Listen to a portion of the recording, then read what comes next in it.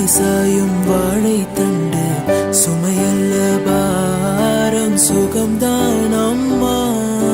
தாயான பின்புதான் நீ பெண்மணி, தோல் மீது தூங்கடி கண்மணி கண்மணி.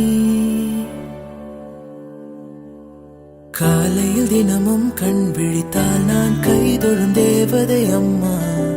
அன்பென்றாலே அம்மா என் தாய் போலாகிடுமா.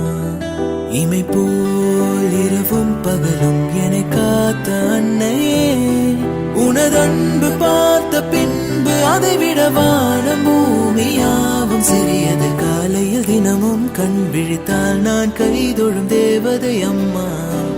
அன்பென்றாலே அம்மா என் தாய் போ